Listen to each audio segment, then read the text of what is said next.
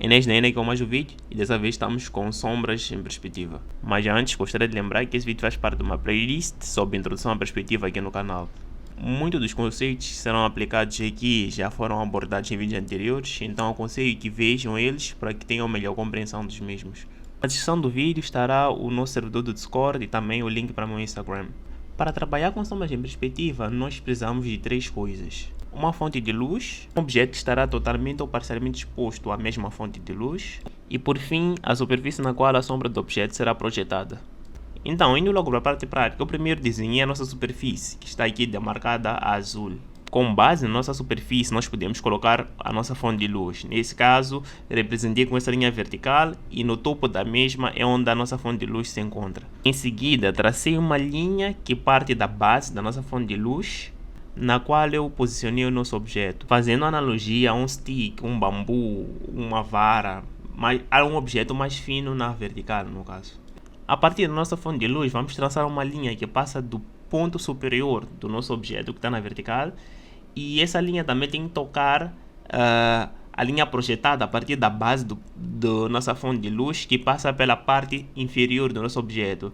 Assim vamos poder projetar nossa sombra em perspectiva. Usando essa mesma lógica, nós podemos fazer o mesmo exercício, mas posicionando o nosso objeto em posições diferentes, que é para verem que, independente da posição que o objeto se encontra, a lógica permanece a mesma. Com o objetivo de facilitar a vossa compreensão, eu resolvi fazer uma série de animações ilustrando como é que a relação entre a fonte de luz se comporta com a sombra projetada a partir do objeto.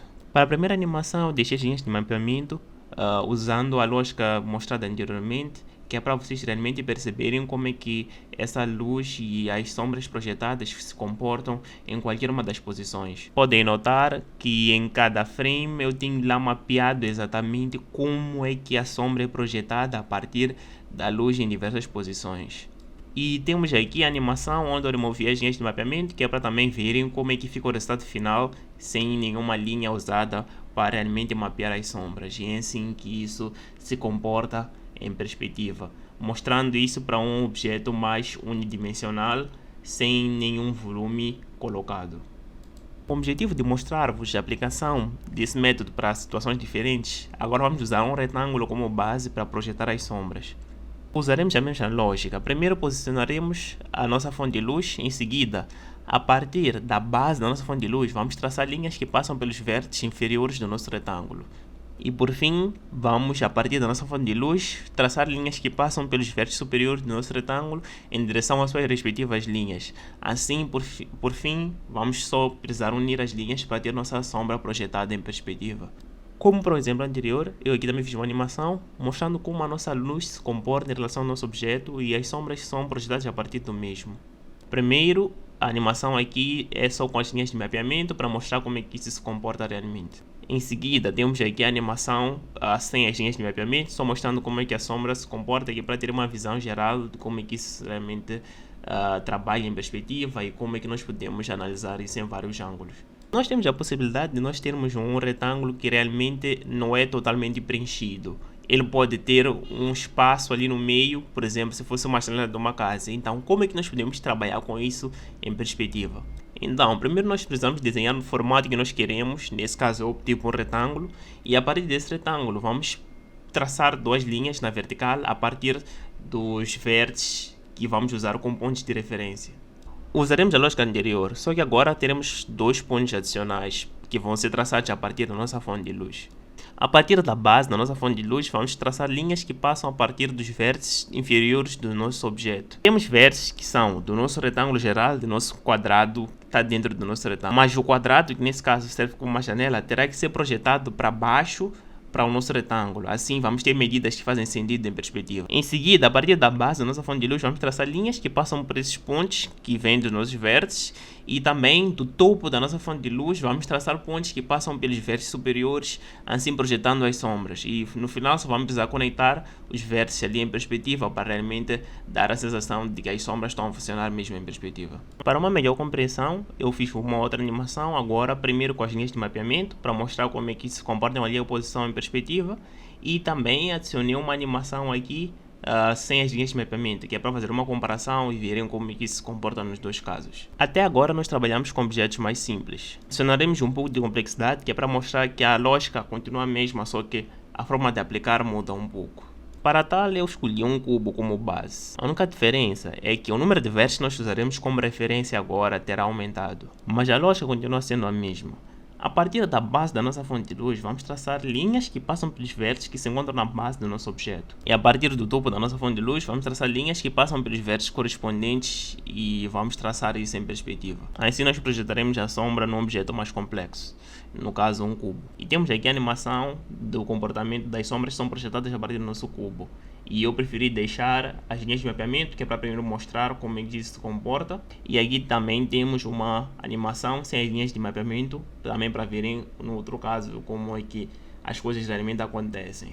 Até agora eu mostrei objetos mais retangulares, quadrangulares, mas nós também podemos aplicar isso para objetos com um aspecto mais orgânico. Então aqui trago um cilindro para nós trabalharmos com base nele. A lógica no cilindro continua sendo a mesma, só que nós vamos precisar criar linhas de mapeamento no nosso próprio cilindro, que é para nós podermos realmente ter mais pontos de intersecção. Depois de aplicar a mesma lógica, que é realmente traçar linhas que passam da base da nossa fonte de luz e vão passar na base dos pontos de mapeamento que nós criamos no cilindro.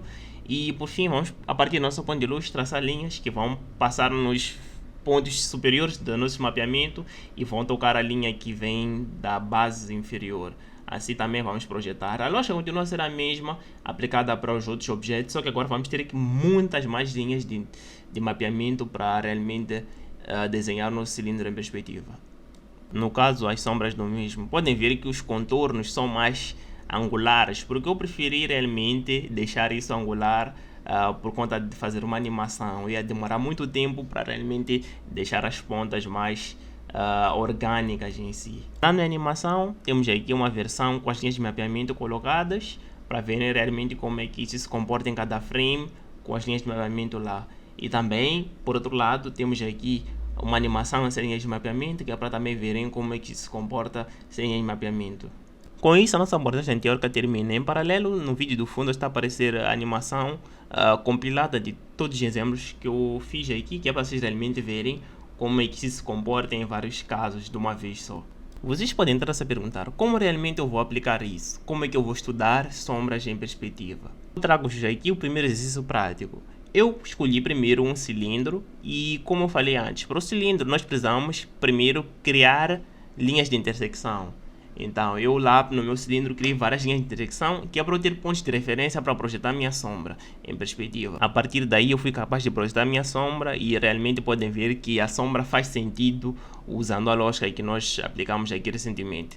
A nossa fonte de luz, nesse caso, está na esquerda e a sombra projetada vai para a direita. Como segundo exercício prático, após terem testado várias situações onde usam uma figura isolada, vocês podem realmente partir para estudar figuras que estão a compartilhar o mesmo espaço. Porque aí primeiro terão vários tipos de sombra, terão sombras de cada figura e terão as sombras que serão da relação de uma figura para com a outra. Aí terão que fazer uma combinação dos conceitos mais rigorosos com linhas de mapeamento, mas também vão ter uma liberdade mais artística para realmente trazer o resultado mais satisfatório e orgânico. Então podem ver que eu fiz várias explorações, não se apeguem simplesmente a pegar figuras básicas e isoladas. Realmente juntem várias figuras, combinem elas, que é para realmente ter uma diversidade e saberem trabalhar com várias situações. Podem ver aí que eu explorei figuras como retângulos, cilindros, círculos, esferas. Então usei essa lógica para várias situações.